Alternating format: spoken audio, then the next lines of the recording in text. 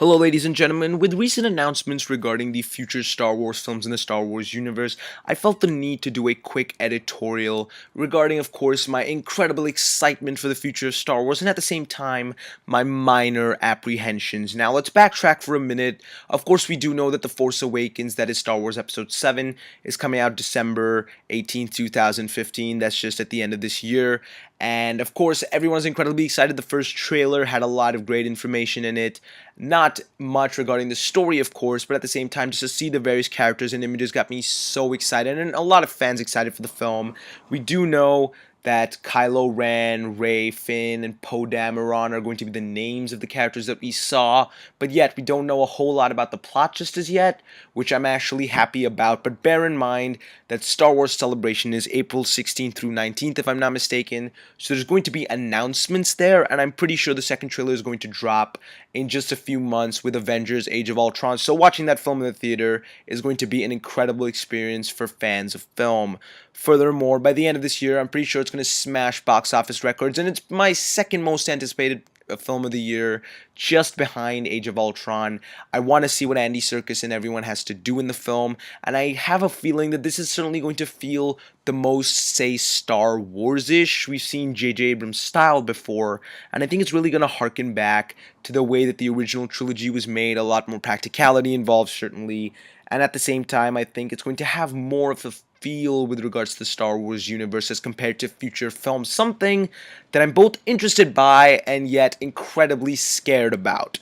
Now let's talk about the first Star Wars standalone film coming out a year later, 16th December 2016, Rogue One. The title was just recently revealed. Of course, a possible, this is of course speculation, but a possible reference to the Rogue Squadron, a fleet of X-Wing space fighters, and of course we know that Felicity Jones is leading the pack in terms of the cast, which is interesting to see because studios now definitely want to promote diversity. We're seeing that with John Boyega perhaps being the lead. We're seeing that now with a female leading a Star Wars film, something that hasn't been done before, something that's incredibly good to see, of course. And at the same time, I think Felicity Jones, she's proven herself as an actress. She was good in The Theory of Everything, in my opinion.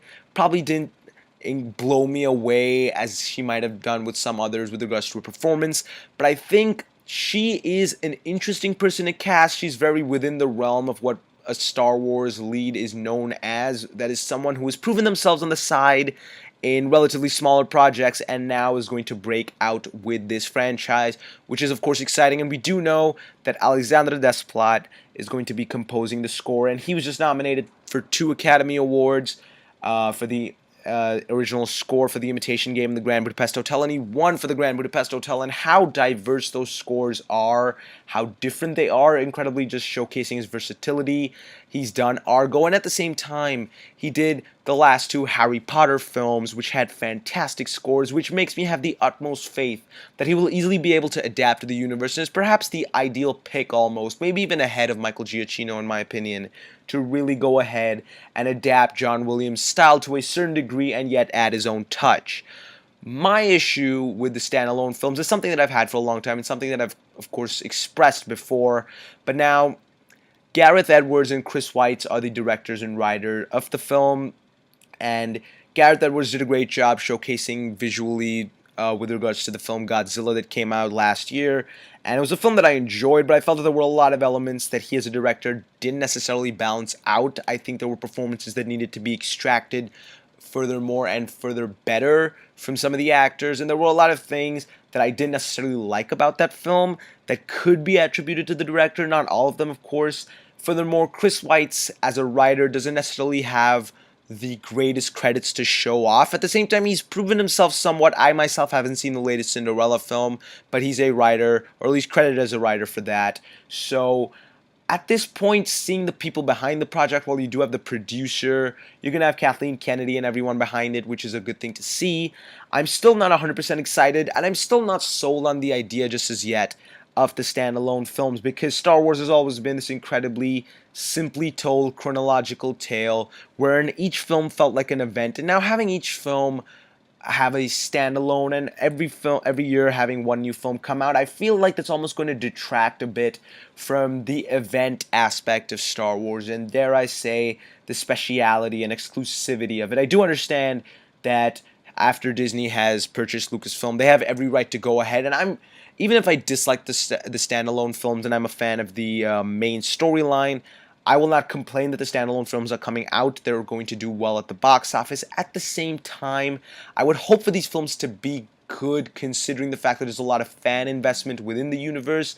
And I feel like, at least at this point, we know that there are going to be 2 standalones and 3 main films within a span of 5 years. That's a lot of films to deal with. At the same time, I get the feeling that they're trying to harken back a lot to that era between Episode 3, Episode 4, and maybe even Episode 5 with regards to Rogue One, bringing back the X-Wings and whatnot. But I don't want them to forget that the prequels existed. While the prequels are not the best of films, of course, I want them to remember that they do have an important influence on the rest of the universe. And I don't want Disney and Lucasfilm to just dwell on 4, 5, and 6 and try to do everything that they've done before again and again and again. Bringing back the old cast for Episode 7, maybe even Episode 8 and 9 is good. I like the fact that they're not going to be showcased as the leads, considering we haven't even seen them in the trailers yet. At the same time, I want them to not fixate on those 3 movies. I want them to do more things and move the story forward rather than trying to harken back too much. Something I feel that the standalones especially are going to try ever so hard to do, and in that case might disappoint. My main apprehension behind them. Nonetheless, of course, I'm incredibly excited for that. Furthermore, we now know that Star Wars Episode VIII, of course, as we found out earlier, is going to be directed and written by Rian Johnson. At the same time, we found out the release date, May 26, 2017, 40 years plus 1 day after the release of the original Star Wars film. Definitely an interesting marketing ploy by Disney to have them release Star Wars in May. But this does bring up a few questions for me. While, of course, I'm happy to see 3 Star Wars films in like 18 months, it's just 5 months after the previous installment of course, the standalone, and only a year and a half after Episode 7, wherein back in the day we would have a good 3-year gap between the films. Once again, my idea of, say, the exclusivity and the event factor of a Star Wars film might be detracted a bit. At the same time, I'm happy to see it come out so soon, and I'm happy to see it come out in May. A lot of people believe that May is the time for Star Wars, so I get that it makes sense to release it at this point. Nonetheless, I'm still a bit concerned to see where the following films come out, whether it's going to become a May trend, thereby having Avengers or Marvel films and Star Wars films come out in the same month, almost competing for the same money at times, something Disney might not want to do.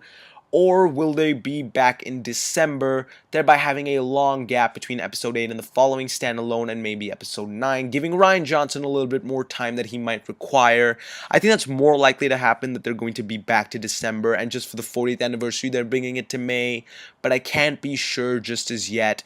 Personally, if I had to really summarize my excitement, of course I'm not as excited for the standalones, though, I mean, they are, at the end of the day, Star Wars films within a universe that I absolutely love and enjoy.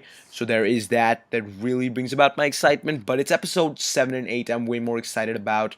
As a big fan of Looper, one of my favorite films of 2012 and probably all time, I cannot wait to see what Rian Johnson does to this universe.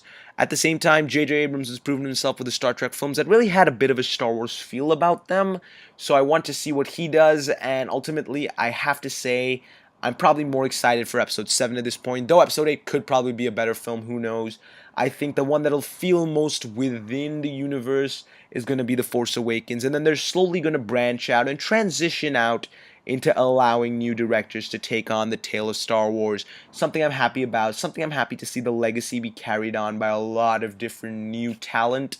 Something, of course, that might be a factor of apprehension, but nonetheless bringing about, of course, as I mentioned earlier, excitement and absolute certainty that there are going to be fans around the world, millions and billions of fans that are going to rejoice at the coming of a new Star Wars.